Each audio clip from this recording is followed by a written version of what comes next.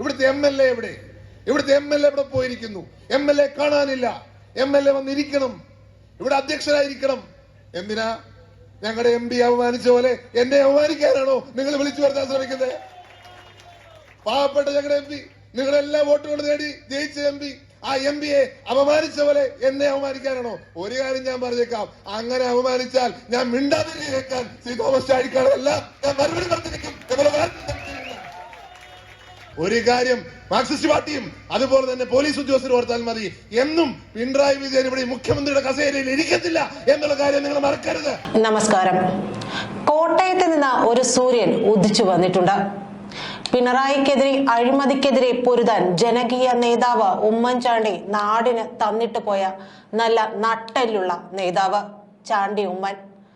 ഉദിക്കില്ല എന്നും ഉദിച്ചു വരാൻ സമ്മതിക്കില്ല എന്നുമാണ് CPM പറഞ്ഞുകൊണ്ടിരുന്നത്. ഇപ്പോഴിതാ ചാണ്ടി ഉമ്മൻ പിണറായിയെ പൊളിച്ചടുക്കി എത്തിയിരിക്കുകയാണ്. രമേശ് ചെന്നിത്തല എന്ന വ്യക്തിയോട് ഉമ്മൻചാണ്ടിക്ക് ഉണ്ടായിരുന്ന അടുപ്പത്തെക്കുറിച്ചും വാത്സല്യത്തെക്കുറിച്ചുമൊക്കെ ചാണ്ടി ഉമ്മൻ വാചാലനാകുന്നു. പലരും പല കഥകളും പടച്ചുവിടുന്നുണ്ട്. പക്ഷേ അതിലൊന്നും കാര്യമില്ല. പ്രതിപക്ഷ നേതാവാകാൻ ഉമ്മൻചാണ്ടി നിർദ്ദേശിച്ചതും രമേശ് ചെന്നിത്തലയെ ആയിരുന്നു. പിന്നെ കോട്ടയത്ത് നവകേരള സദസ്സിൽ എന്തിനാണ് MLA ക്ഷണിക്കുന്നത്? പിണറായി പറയുമ്പോൾ റാൻ മൂളാൻ ഞാൻ തോമസ് ചാഴിക്കാടനല്ല എന്ന് ഓർക്കണം. എന്നെ അപമാനിച്ചാൽ തിരിച്ച് അതേ രീതിയിൽ തന്നെ മറുപടി കിട്ടുമെന്ന് പിണറായി ഓർത്തുവെക്കണം. പിണറായിയുടെ കറുപ്പ് പേടിയെയും കണക്കച്ച് പരിഹസിക്കുന്നുണ്ട്. ഉമ്മൻചാണ്ടി ജനസമ്പർക്കം നടത്തിയത് ജനങ്ങളുടെ പ്രശ്നങ്ങൾ പരിഹരിക്കാനാണ്. ഇപ്പോഴത്തെ സർക്കാർ ഇത് നടത്തുന്നത് ജനങ്ങളോട് അവരുടെ പരാതി പറയാനാണെന്നും ചാണ്ടി ഉമ്മൻ പരിഹസിക്കുന്നു. ആ വാക്കുകൾ നമുക്കൊന്ന് കേൾക്കാം. നമ്മുടെ നേതാവ് ഇരിക്കുമ്പോൾ നമുക്ക് അദ്ദേഹം ഈ നാടിനെ നയിച്ച രീതി അത് പറയാതിരിക്കാൻ സാധിക്കത്തില്ല. നിങ്ങൾക്കറിയാം, യൂത്ത് കോൺഗ്രസിലൂടെ NSUയിലൂടെ കടന്നു വന്ന ഈ നാട്ടിലെ സാധാരണക്കാരന് വേണ്ടി ജീവിച്ച ഒരു നേതാവാണത്. അദ്ദേഹം ഇന്ത്യ ഒട്ടുക്ക് കോൺഗ്രസിനെ ശക്തിപ്പെടുത്തുവാൻ നടത്തിയ ശ്രമങ്ങൾ നമുക്ക് മറക്കാൻ സാധിക്കത്തില്ല. ഇന്നും നിങ്ങൾക്കറിയാം, ഹൈദരാബാദിൽ തെരഞ്ഞെടുപ്പ് നടന്നപ്പോൾ അവിടെയും പാർട്ടിക്ക് വേണ്ടി പ്രവർത്തന രംഗത്ത് മുൻപന്തിയിൽ നിന്ന നേതാവാണ് അദ്ദേഹം. അദ്ദേഹത്തെ നിങ്ങൾ എല്ലാവർക്കും വേണ്ടി ഒരിക്കൽ കൂടി പുതുപ്പള്ളിയിലേക്ക് ഞാൻ സ്വാഗതം ചെയ്യുക. നിങ്ങൾക്കറിയാം, എന്റെ പിതാവ് അവസാനമായി പറഞ്ഞ കാര്യവും അദ്ദേഹത്തിന് വേണ്ടിയാ. എന്റെ പിതാവ് പ്രതിപക്ഷ നേതാവാൻ വേണ്ടി പേര് പറഞ്ഞത് പോലും അദ്ദേഹത്തിന് വേണ്ടി. അത്രയ്ക്ക് ആത്മബന്ധം അദ്ദേഹവുമായി. ആശുപത്രിയിൽ ഉണ്ടായിരുന്ന സമയത്ത് എന്റെ അടുത്ത് അദ്ദേഹം കാണാൻ വന്ന് പുറത്തെ റൂമിലാണ് ഇരിക്കുന്നത്. അപ്പൊ എന്റെ അടുത്ത് ചോദിച്ചു, രമേശ് വന്നിട്ടുണ്ടോ? ഞാൻ പറഞ്ഞു ഉണ്ട്, വിളിക്കാൻ പറഞ്ഞു. അപ്പൊ പുറത്തെ റൂമിൽ നിന്ന് ആരെയും കാണാതിരിക്കുന്ന സാഹചര്യത്തിൽ അദ്ദേഹത്തെ വിളിച്ചു. പിന്നെ കൈ പിടിച്ച് എത്ര നേരം ഇരുന്നു എന്ന് ഞാൻ പറയുന്നില്ല, കൈ പിടിച്ച് തന്നെ ഇരിക്കുമായിരുന്നു. സംസാരിക്കാൻ പറ്റാത്ത ആ സാഹചര്യത്തിൽ പോലും അദ്ദേഹം കാണിച്ച സ്നേഹം കാണിക്കുന്നത് രമേശ് ചെന്നിത്തല എന്ന വ്യക്തി ആരായിരുന്നു ഉമ്മൻചാണ്ടിക്ക് എന്നുള്ളതാ. ഇവിടെ പല കഥകൾ പലർക്കും പടച്ചുവിടാം, അതിലൊന്നും അർത്ഥമില്ല. എന്താണ് എന്റെ പിതാവ് ആഗ്രഹിച്ചത്? എന്താണ് എന്റെ പിതാവ് അദ്ദേഹത്തിനോട് കാണിച്ചിരിക്കുന്ന താല്പര്യം, വാത്സല്യം? ആ വാത്സല്യത്തെ കുറിച്ച് ഞാൻ കൂടുതൽ പറയേണ്ട കാര്യമില്ല. ഈ ഒരു പ്രവർത്തനം അദ്ദേഹത്തിന്റെ അവസാന ജീവിതത്തിന്റെ സമയത്ത് പോലും ശ്രീ രമേശ് ചെന്നിത്തലയോട് കാണിച്ച സ്നേഹം, കരുതൽ അല്ലെങ്കിൽ താല്പര്യം എന്റെ കണ്ണിന് മുമ്പേ ഞാൻ കണ്ട കാര്യമാണ്. അത് മനസ്സിൽ നിന്ന് വരുന്നൊരു കാര്യമാണ്, ഒന്നും പുതിയതായിട്ട് കാണിക്കേണ്ട കാര്യമല്ല. അതുകൊണ്ട് തന്നെ അത്രയ്ക്ക് അടുപ്പം, ബന്ധം പുലർത്തിയ നേതാവാണ്. ആ നേതാവിനെ ഈ നാട്ടിലേക്ക് സ്വാഗതം ചെയ്യുമ്പോൾ വളരെയധികം സന്തോഷമുണ്ട്. അതിലേറെ ചാരിതാർത്ഥ്യമുണ്ട്. ശ്രീ രമേശ് ചെന്നിത്തലയ്ക്ക് സ്വാഗതം പുതുപ്പള്ളിയിലേക്ക്. പ്രിയപ്പെട്ടവരെ, ഇവിടെ ഇതിന്റെ അടുത്ത് തന്നെ കഴിഞ്ഞ ദിവസങ്ങളിൽ ഒരു ജനസദസ്സ് നടന്നു. ആ ജനസദസ്സിൽ എന്തൊക്കെയാണ് പറഞ്ഞു വരുത്തിയത്? 3 മന്ത്രിമാരും പ്രസംഗിച്ചെന്നാണ് ഞാൻ കേട്ടത്. ഇവിടുത്തെ MLA എവിടെ? ഇവിടുത്തെ MLA എവിടെ പോയിരിക്കുന്നു? MLA കാണാനില്ല. MLA വന്നിരിക്കണം, ഇവിടെ അധ്യക്ഷരായിരിക്കണം. എന്തിനാ? ഞങ്ങളുടെ MP അവമാനിച്ച പോലെ എന്നെ അവമാനിക്കാനാണോ നിങ്ങൾ വിളിച്ചു വരുത്താൻ ശ്രമിക്കുന്നത്? പാവപ്പെട്ട ഞങ്ങളുടെ MP, നിങ്ങളെല്ലാ വോട്ടുകൾ നേടി ജയിച്ച MP, ആ MPയെ അപമാനിച്ച പോലെ എന്നെ അവമാനിക്കാനാണോ? ഒരു കാര്യം ഞാൻ പറഞ്ഞേക്കാം, അങ്ങനെ അവമാനിച്ചാൽ ഞാൻ മിണ്ടാതെ കേൾക്കാൻ ശ്രീ തോമസ് ചാഴിക്കാടല്ല, ഞാൻ മറുപടി പറഞ്ഞിരിക്കും. വന്നിട്ട് എന്തോ പറയാനാ? വികസനത്തിന്റെ കാര്യം ചർച്ച ചെയ്യാനാണോ മുഖ്യമന്ത്രി പറയുന്നു? ഈ സദസ്സ് നാട്ടുകാർക്കെല്ലാം അറിയാം എന്ത് ചർച്ച ചെയ്യാൻ വേണ്ടിയാ? മൃഷ്ടാനം ഭക്ഷണം കഴിക്കാനുള്ള യോഗം മാത്രമായി ഈ നവകേരള സദസ്സ് മാറി എന്നുള്ളതല്ലേ യാഥാർത്ഥ്യം? പിന്നെന്താ നിന്നെ ഇങ്ങനെ കുറ്റം പറയുക? കഴിഞ്ഞ ദിവസം മുഖ്യമന്ത്രി പറഞ്ഞു, ഇത് ജനങ്ങളുടെ പ്രശ്നങ്ങൾ കേൾക്കാനുള്ള വേദിയല്ല, പക്ഷെ ജനങ്ങളുടെ മുന്നിൽ ഞങ്ങളുടെ പ്രശ്നം പറയാനുള്ള വേദിയാണ്. ഇതാണ് പിണറായി വിജയനും ഉമ്മൻചാണ്ടി തമ്മിലുള്ള വ്യത്യാസം. ജനങ്ങളുടെ പ്രശ്നം പരിഹരിക്കാനാണ് ഉമ്മൻചാണ്ടി നിന്നെങ്കിൽ ജനങ്ങളുടെ മുന്നിൽ തന്റെ പ്രശ്നം പറയാനാണ് മുഖ്യമന്ത്രി നിൽക്കുന്നത്. എന്താ ആയിരക്കണക്കിന് ലക്ഷക്കണക്കിന് ആൾക്കാരുടെ പ്രശ്നം പരിഹരിച്ച നേതാവ്, ആ നേതാവിന്റെ മണ്ണായത്, ആ നേതാവ് ഉറങ്ങുന്ന മണ്ണാണിത്. അവിടെ വന്ന് ഇവിടുത്തെ യൂത്ത് കോൺഗ്രസുകാരെ പോലീസ് കസ്റ്റഡിയിലെടുത്തു. അവിടെ വന്ന് പോലീസ് രാജഴിച്ചു വിട്ടു.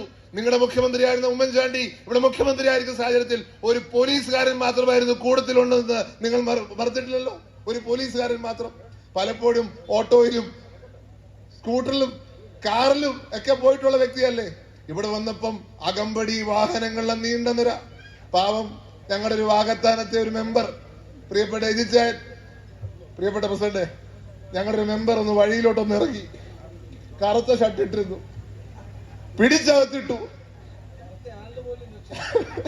കറുത്ത ആളിന് പോലും രക്ഷയില്ലാതെ രമേശ് ചെന്നിത്തല പറയുന്നത്. അതുകൊണ്ടെന്താ, ഇന്നലെ പാർട്ടി വേറെ ആണെങ്കിലും വേറൊരാള് ദേഹം മൊത്തം, അക്ഷരാർത്ഥത്തിൽ ദേഹം മൊത്തം വെള്ളയടിച്ചു. ഇങ്ങനെ ഒരു ഭരണം ഉണ്ടായിട്ടുണ്ടോ? ഇങ്ങനെ ഒരു മുഖ്യമന്ത്രി ഉണ്ടായിട്ടുണ്ടോ? ഇങ്ങനെ ആളുകളെ വഴിയിലാക്കിയ ഒരു ഭരണം. കറുപ്പിട്ടാൽ അപ്പൊ ജയിലില്ല. കറുത്ത പശു, കറുത്ത മനുഷ്യൻ ആരെയും കാണാൻ മേല. അതുകൊണ്ടാ ആ പുള്ളി മൊത്തം വെള്ള അടിച്ചത്. അക്ഷരാർത്ഥത്തിൽ വെള്ള പുള്ളി പറയുന്നുണ്ട്, നിങ്ങൾ എല്ലാരും കേട്ടേ, ഏതൊക്കെ ഭാഗങ്ങൾ വരെ അടിച്ചു എന്ന് പറഞ്ഞിട്ടുണ്ട്. അപ്പൊ പുള്ളിയെ പിടിച്ചു വലിച്ച് പോലീസ് ജയിലിലേക്ക് അയക്കുക. ഇങ്ങനെയാണ് കേരളത്തിലെ ഭരണത്തിന്റെ അവസ്ഥ. ഇവിടെ റബ്ബർ കർഷകർ ദുരിതത്തിൽ. റബ്ബർ കർഷകർക്ക് വേണ്ടി ആരെങ്കിലും സംസാരിച്ചാൽ അവരെ കൂടി അപമാനിച്ചില്ലാതാക്കുക. പ്രിയങ്കരനായ MP അപമാനിച്ചില്ലാതാക്കിയല്ലേ. അദ്ദേഹം പറഞ്ഞെന്താ, 30 കോടി മാത്രമാണ് കൊടുത്തു വരിക്കുന്നത്. ഈ വർഷം 300 കോടി മാറ്റി വെച്ചിരിക്കുന്നു. 200 കോടി കഴിഞ്ഞ വർഷം മാറ്റിവെച്ചു. 20 കോടി മാത്രം കൊടുത്തു. ഇപ്പൊ റബ്ബർ കർഷകർക്ക് വേണ്ടി ആരെങ്കിലും സംസാരിച്ചാൽ പോലും അവരുടെ സംസാരം ഇല്ലാതാക്കുന്നു. അതാണ് കേരളത്തിലെ ഭരണത്തിന്റെ അവസ്ഥ. ഇവിടുത്തെ ഓരോ കാര്യവും അതുപോലെ തന്നെയാണ്. വികസന പ്രശ്നങ്ങൾ പരിഹരിക്കുവാൻ ഒരു മനസ്സില്ലാത്തൊരു മുഖ്യമന്ത്രി, മനസ്സില്ലാത്ത മന്ത്രിസഭ. നിങ്ങൾക്കറിയാം, കഴിഞ്ഞ ദിവസം കൃഷിമന്ത്രി വന്നു. കൃഷിമന്ത്രി വന്നപ്പോ എന്റെ മണ്ഡലത്തിൽ പുതുപ്പള്ളിയിൽ വന്ന് വിത്തറിയാൻ വന്നിരിക്കുക. എന്നോട് പറയുക പോലും ചെയ്യാതെയാണ് കടന്നു വന്നിരിക്കുന്നത്. ഇതെങ്ങനെ അനുവദിക്കാൻ സാധിക്കും? സമയം പറയുന്നില്ല. ഇതാണ് ഇന്നത്തെ ഭരണം. ഇങ്ങനെ ആളുകളെ പറ്റിക്കുവാൻ ജനസമ്പർക്ക പരിപാടി കഴിഞ്ഞ് ഞാൻ പറഞ്ഞല്ലോ, കോട്ടയത്ത് നടന്ന ജനസമ്പർക്ക പരിപാടിയിൽ 2 കോടി രൂപ കൊടുത്തു.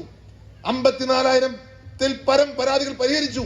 76,000 പരാതികൾ സ്വീകരിച്ച അങ്ങനെ ഒരു കണക്ക് ഈ നവകേരള സദസ്സിനെ കുറിച്ച് പറയുവാൻ നിങ്ങൾക്ക് സാധിക്കുമോ? പറ്റത്തില്ല. കാരണം ഒരാളുടെ പോലും പരാതി കേൾക്കാൻ മനസ്സില്ലാത്ത മുഖ്യമന്ത്രിയാണ് കേരളത്തിൽ എന്ന് ഞങ്ങൾക്ക് പറയേണ്ടി വരും. ഇല്ലേ? ഇന്നിപ്പോ ചെയ്യുന്ന എന്താ? മുഖ്യമന്ത്രി തങ്ങളുടെ ഗുണ്ടകളെ അഴിച്ചുവിട്ടിരിക്കുക. ഒരു പോലീസ് ഉദ്യോഗസ്ഥൻ, അദ്ദേഹത്തിന്റെ സ്വന്തം പോലീസ് ഉദ്യോഗസ്ഥൻ, അയാളെ കൊണ്ടും പുള്ളിയുടെ കൂട്ടത്തിലുള്ള സെക്യൂരിറ്റിക്കാരെ കൊണ്ടും യൂത്ത് കോൺഗ്രസുകാരെ തല്ലിച്ചതയ്ക്കുന്ന വെറുതെ ഒന്നുമല്ല, തലക്കിട്ടാണ് അടിക്കുന്നത്. കഴിഞ്ഞ ദിവസം ശ്രീ KM ഷാജിയുടെ പ്രസംഗം ഞാൻ കേട്ടു.